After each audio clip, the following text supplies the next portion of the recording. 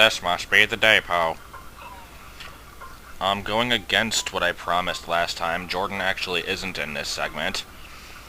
I actually did record this segment and the one after it, with both Jordan and Jonah here, and why won't this camera change? But, basically they turned out really stupid. Jonah didn't really talk, Jordan didn't talk much, I was out of it a little bit, and there were problems with the audio, so redoing it. Anyway, time for a boss fight.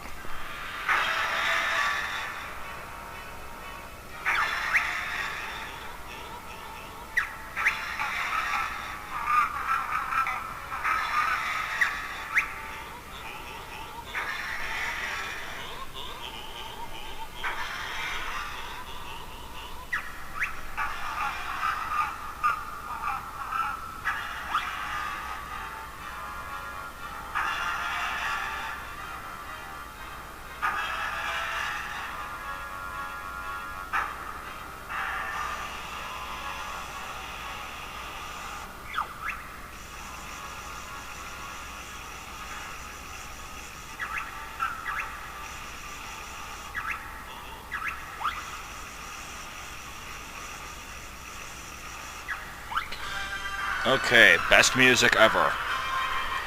I almost don't want to talk over it much, so I don't know. There's not a whole lot to say about this guy. He's a pretty cool boss. Even cooler boss music. And, can I do this? I was a bit closer. Yeah, I was too close. I think I just recollected that egg.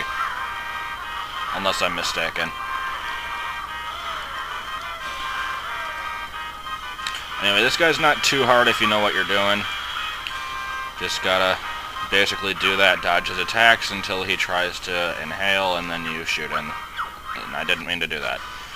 This line here, about a few nuts and bolts, has caused people to speculate, oh my goodness, it's pre-shadowing, it's like foreshadowing for nuts and bolts for the 360. Obviously it's just a coincidence, but like, it's still kind of a neat tidbit. It's kind of like there was a scan in either the first Metroid Prime or in Metroid Prime 2 that said something like something about like the Metroid Hunters, and then for some reason the letters DS were in there. I don't know.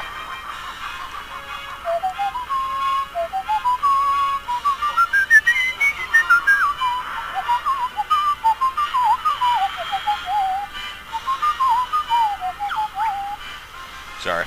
I really love this song. Anyway, this part of the segment, or this part of the fight, electrocutes the floor, making things a bit more challenging. It's, again, a lot of the boss fights in this game, even if they aren't particularly hard, they can be described as being epic, and this is one of them. Just because, well, I don't know, maybe not, because for a lot of it he's stationary, not too difficult, but with the electrocuted floor and everything, it's just really neat. And I enjoy fighting this one. I used to bring it up on replay all the time. So I'm used to fighting it with the 5 honeycombs. It's not too bad, though, as long as you don't run into the electricity like an idiot. Unfortunately, this cool boss fight is about to be over pretty soon. I think Jordan and Jonah mostly just wanted to see the fight. I asked if it was okay if I re-recorded this. They didn't have a problem with that, so whatever. So, that's it for Weldar. Not gonna hear that music again unless I put in the jukebox code. However, speaking of music, we've got that combination song going on again.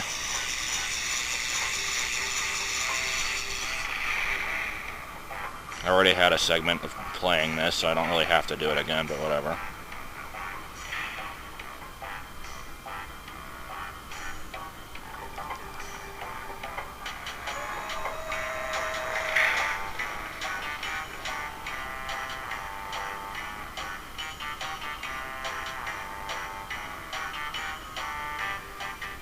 Oh, that went away. Oh well. We already heard that before anyway, but it seems to happen a lot more often in the ROM than in the actual game. Anyway, this is rather strange boss fight in that he doesn't actually give you a Jiggy like the rest. He just gives you that pad to get out of here. But yeah, he's an idiot and tells you that there's another Jiggy you can reach. He's kind of mixed up with his gimmicks. Wait, can we shoot him? Doesn't do anything. Unlike Woo Fack Fack, which I should go back and do that too at some point, but... yeah, like, the descriptions had visually impaired welding torch, and he has the bad eyesight and everything. Doesn't come into play that much, and Lord Woo Fack Fack kinda had that going for him too. Or at least he had eyes, but kept them shut for reasons we are unaware of, and claimed to be blind. I don't know what his deal was. Anyway, just gotta keep doing this, and yeah, I got that Cheeto page earlier. You can do that if you're quick about it. Not much of a point. I think it's a little bit faster to do that way than to go across and go back once it's powered down. And this here, the waste disposal plant, I've already been in here on the other side. And there is another Jiggy down in here, which I am almost positive you can't get yet. Yeah, even if you hit that thing dead on, it's not going to work. It explodes immediately. So you need a new move to get in there. And with that said, that is everything completed in Grunty Industries, so let's get out of this place. Ah, for the love of crap. That sounded weird sped up. It's like an evil Santa, except not really.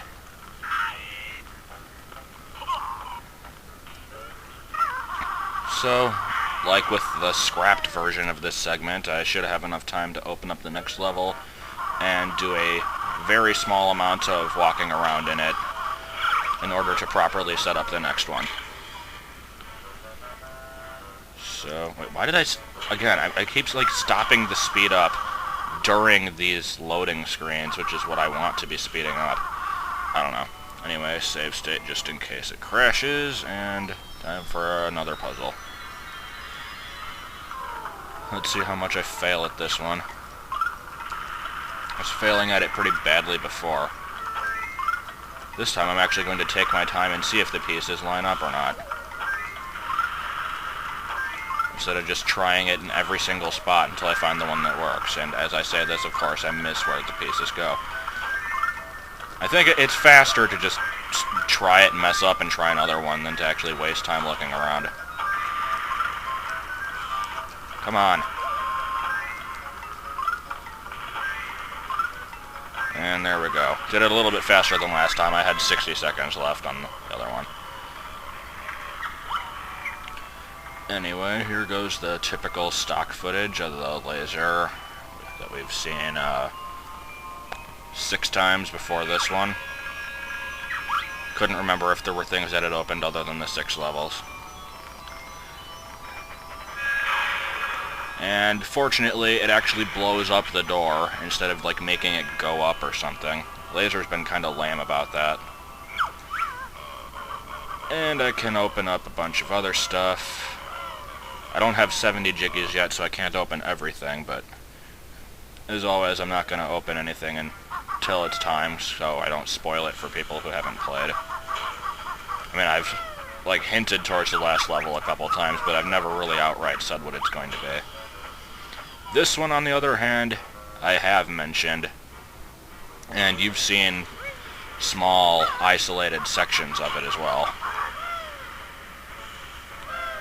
And I've also expressed my distaste of it, because it isn't as good as it should be.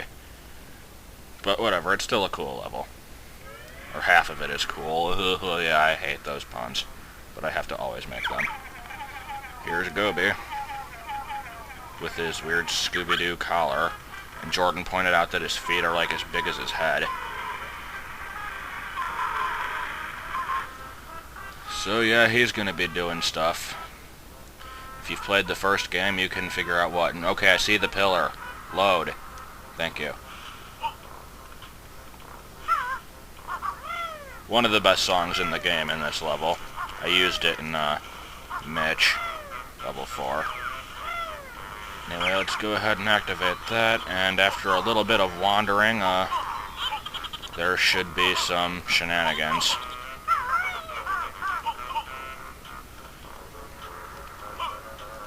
Ignore these stupid fire hands. You can get rid of those with ice eggs, but it's a bit annoying. And anyway, yeah, we've got ourselves a dragon here who isn't too happy with us, so he tries and hit you with big ol' fireballs.